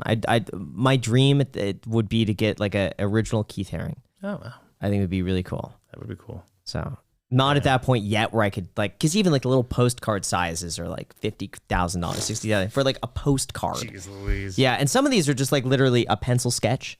It just on a blank piece of paper and with his name just like scribbled on it. Oh, there was one I wanted to bid on. It went way over what I wanted. It was what was it? The Steve Jobs thing. Oh, it was the letter he wrote to his friend at 18 years old. Wow. And that went up at Bonham's auction. And I thought, gosh, that someday is going to be worth $1 million. Right. And I think it sold for $400,000 or $500,000. I mean, I thought for $200,000, $250,000, it's worth it, and you could take a risk on that. But like $500,000, I just see like that sort of memorabilia being worth a lot of money. Right. Makes sense. Yeah. Oh, you know what else sold? So the other comp to that was Steve Jobs' first job application, where he filled out all of his stuff at like, I think he was 17 to 20 years old, and someone kept it. Wow. Yeah. Who would So- keep that? Like, I don't know, but you know, had a it's out feeling there. in England. Yeah. Then you're like, okay, what do people have of mine just in case I ever hit it big? Yeah. So stuff like that. I love Elon Musk stuff. So like I got the Tesla Roadster, but I would love, I don't know, like an early Elon Musk something or other. I think collecting just memorabilia, you know. So what do you think about the Twitter acquisition stuff? That'll be interesting to see. I think he's so smart. The people maybe can't wrap their minds around what he's doing right now. People are just like, oh, he's just manipulating it because he's bored. I don't think so. It's not worth his time. But like him selling off a stake in his Tesla, I believed he wanted an excuse to sell it at the peak or what he believes would be a really high valuation. And he sold above $1,000 a share. And I think that was genius. And he used it as like, well, the Twitter poll said, so I'm going to do it. And he sold off a huge chunk, looking back at a really good price. And he sold, you know, now it's 30% lower than that. Yeah. So he made out well on that. Twitter, I think it's a weird acquisition for him, but it could mean a lot of influence that could help his narrative. So if he's trying to pass something, I mean, to be able to shape someone's perception of politics or different views could be really powerful. Right. And so to have someone like that take control of Twitter, it's a big responsibility, but it could benefit him. I just don't know about like, I think he's going to throw the offer, try to negotiate, and if they don't take it, he's going to turn it around on Twitter. It's like, hey, like I tried to do my best. You know, it's not worth this. It's probably going to be the bots. He's probably going to say 10% of the accounts are bots. I didn't know this. Therefore, I'm adjusting my offer to this. It's a fair offer. It's above what it's currently trading at. And then if they decline that, then they're the bad guys. So, Do you own Twitter stock? no. I remember everyone's like, oh, it's easy to buy it now because he's going to buy it at 54. I'm like, We'll see. so much could happen. We'll see. Yeah.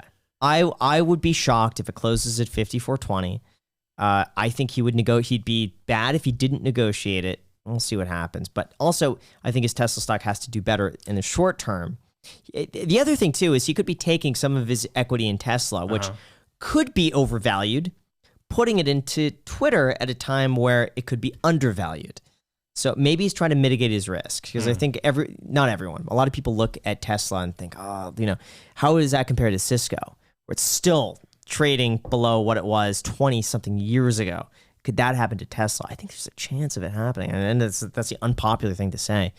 But if Elon sees that or he's concerned about it, it makes sense. Take a little bit and put it over to Twitter, and at least that's a hedge. Sure. And he has a lot of influence with Twitter. Yeah, it's interesting you said that people may not understand him because obviously the guy has like genius level intellect. And, you know, we were having that conversation with somebody the other day. We were saying, you know, when you look at like a Wechsler or Stanford Binet IQ, which is a tool, right? It's not the tool for intelligence, but it's a tool. Somebody at 140 IQ is the relative difference to an average person is the average person is to somebody at 60. And 60 is what we consider mentally handicapped. And there are some people with like trisomy 21 or Downs that are in that, you know, that range, in that upper 50s, 60s. So you know, the average person trying to have a finance conversation with somebody with, you know, a mental disability is the relative difference between Elon trying to have a conversation with an average person. They're never going to be able to comprehend the nuance or the level of detail that's being applied or discussed there. Yeah. And even, I don't know what he is, obviously, or whatever, but I think it's a fair shake to say he's probably smarter than all of us. Yes. So for us to even try to understand, you know, the internal machinations or the long-term projections, I'm not sure even if he explained it to us that we'd even be able to comprehend it. And there are people that are that far on the spectrum that we can't even keep up. I would agree with that. And I think he's not just the spontaneous person just doing stupid stuff. I think there's a motive behind everything he does. And some of it I do think is self-amusement. I think he honestly just has fun talking about things that he enjoys, Dogecoin probably being one of them. He enjoys the meme. He likes the culture. I think there's a lot of that playing into it, and people look for a meaning behind it where there is none. I think Dogecoin is just something fun. Right. I don't think he's sitting back, be like, look, I pumped the price. I don't think he cares. I think he's just having a great time. He's self-amused, and I don't think there's any more to it. And I think that at some point, if you're at a certain level of wealth or a certain level of influence, I mean, I think some some nihilism has to creep into a certain extent because you're like, well, how much further could we even go? I mean, I've reached a point to where I've accomplished everybody's goals, and what else is there? I mean, you try to live forever, try to leave an impact, clean up the oceans, decrease your carbon footprint. It has to be something that's like more meta in a way. To make you motivated or to interest you. I mean, it's not just a startup company or something like that. The things, your dopaminergic response requires so much more stimulation, and that's either melting down Twitter or getting in a fight with the SEC or, creating a tunnel company. I mean, so this, like you said, there's some level of amusement in the nihilism, I think, that like you realize, and this happens even at the high IQ levels, people realize that like we'll all be dead in 60 years, so really nothing matters at all, and like somebody's gonna have to figure things out. And so for some people, they just check out. They're like, why would I do anything? And to other people, they go, oh, there's no pressure because nothing really matters anyway, so I'll just really have a really awesome kick-ass life. And then you have everybody else that can't imagine that everything is super important, and it's like, dude, like 99.9% of everybody that's ever lived is already dead. They were having these same conversations about some horrible thing that was happening 800 years ago, and it was the end of the world. And now nobody's even has record of what they were talking about. And that's where we are in the sphere too. It's important in our lives, but in the grand spectrum, nothing we really do or say sort of matters. And if that's the case, then like, let's troll everyone. Let's make memes or whatever. Yeah. And I feel like when you're at that A level of intellect and B level of wealth, I can't, me having some trolly natures in myself, I can't imagine what I would be like if I was at that level. I think a lot of people would do the exact same thing, especially I think with with the real consequences. For him in the SEC, I find that amusing. I do too, because he's taunting them, and the fines for him. So what? Like $10 million. That would be like a normal person be like, oh hey, you got to pay me 5 cents right now. And you just pay it just to be able to taunt a little bit. I think he gets a kick out of that. Yeah, I agree. So it's entertaining. It makes Twitter not as boring as it usually is. As opposed to people just raging at each other about everything. I guess they're raging at him somewhat now, but it's to have him not raging back is somewhat interesting. Right. I don't know. I put a lot of faith in him. I have a lot of trust in him. Some people don't, but I'm really looking forward to see whatever he does, whether he buys it, if he doesn't. It'll be interesting to see. So do you have Doge? I have a little bit of Doge that I bought a year ago for a video that's down 80%. It was one of the videos I did on Dogecoin where I said, if you like the video, for every like the video gets, I will invest 10 cents into Dogecoin. And how many likes did it have? I don't know. Wasn't there a cap at 10,000? Oh, maybe it was. Maybe what? Oh, there was a cap. Yeah, I bought 10,000. I mean, that's so about 10,000. If it gets X likes, I'll buy 10,000 of Doge. I think is what it was. Oh, maybe that was it. Yeah. Where essentially every like is worth like 10 cents. I did that. So you're hodling your your Doge. And I said I'll hold it for a year.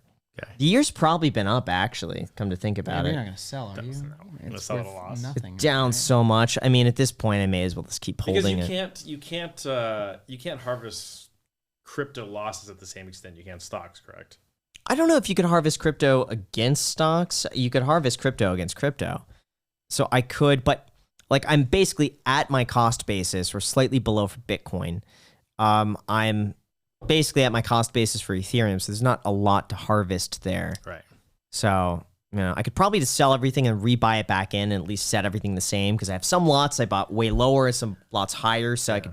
But if you're going to do that, move to Puerto Rico before you do it, right? Well, for crypto, sell it and rebuy it. Yeah, well, for crypto, it wouldn't matter because if my cost basis is 30 and some I bought at 40, some I bought for 20, it's like it's going to balance out. It's going to be the same thing. There's no benefit. So you're not going to join the Pauls in Puerto Rico? No. Who's the other dude? Mr. Gold. He's always ragging on stocks and everything. Just buy gold. Oh, Peter Schiff. Yeah. Oh, Peter Schiff. Puerto Rico Yeah. guy. Seems like it would be interesting, but I feel like it would make this podcast, you couldn't do it in Puerto Rico. Like it's easy to get people in Vegas. Right. Because it's like people travel here naturally. Right. It's a big community here. And anyone in the US, you want to come to Vegas for a weekend? Everyone says yes. Mm-hmm. Puerto Rico is like, oh, you want to come to Puerto Rico? That's a big trip. That's a big commitment. And what is there to do there besides come on the podcast? Right. So this business wouldn't exist because of that. So probably better to make money here just by having the access. Makes sense. Would you be the guest referee in a Michael Saylor versus Peter Schiff debate? I don't know if I'd be good at that, but yeah, sure. Yeah, I would say yes. Who's but, more right? I I don't know. I feel like they're both on such opposite ends of the spectrum. I mean, Michael You're Saylor a is vegan and a carnivore. basically, and I think the right is somewhere in between. Peter Schiff, I feel like, is too conservative on a lot of financial measures. Michael Saylor, I think, has a great long-term vision, but I don't know how realistic a lot of that is. I don't know. Between the two, I'm probably leaning more towards Michael Saylor on the spectrum between the two, but I'd say there's probably more truth right in the middle. Yeah. So it's funny because talking about nutrition, it's the same thing almost with finance, right? Where you get a Ramsey and what's his name, Rich Dad Poor Dad or whatever. Robert Kiyosaki, yeah. So everything's extreme. It's like everything on debt or no debt, right? So you see that in every sphere, whether it's nutrition, finance, whatever else. Moderate and somewhere in the middle, it's just not sexy. It's not. It doesn't sell, I know. but it's the most right. I know. You know. Yeah, it's interesting. You almost have to take an extreme. In politics, I think is the same thing. Like you have to really like alienate yourself against 50% just to get the support of the other 50%. Because in the middle, I forget. I think it was Kevin that was actually explaining the metrics of politics to me, where in the middle are like where the most right is. There is, and where the a most right. people actually right. are too. Those are the people less likely to show up at rallies and turn out to vote At all. because they're not convicted enough to follow through on that. They're kind of in the middle. But on the extremes, you get people who show up to rallies, who support, who donate, who vote, who are really into it. So you have to take those stances if that's something you want to get into. Because I always thought before Kevin. Kevin ran for governor of California. Before he did that, I thought, oh man, it would be so cool to run for politics because then you could be like the voice of reason, right? Just be in the middle because I see stuff on like both Republican and Democratic sides that makes sense. And and that's why it's so hard for me to ever identify with one or the other because I'm like, they're right in my opinion on these things, but they're right on these things too. And if we could just merge them together, That's not what drives the machine, right? Right. But how are you going to sell political ad space? How do you get poor people to donate to rich people so that they can then turn and give it to NBC to sell you ads to make you show up to vote to keep this? Yeah, and that's the thing that I realize is that you like have to trigger those emotional responses, emotions, right? All the things that make certain demographics upset. I know, and I think actually doing. I think you the run same on the other person holding that thing away from you. Right? The same thing applies, I think, on YouTube too. It's like if I did a video title "Stock Market Update Friday," well, S&P is up 2%. Like no one clicks on that. You have Ask to. your man over here. Yeah, you have to just. What videos do you click on?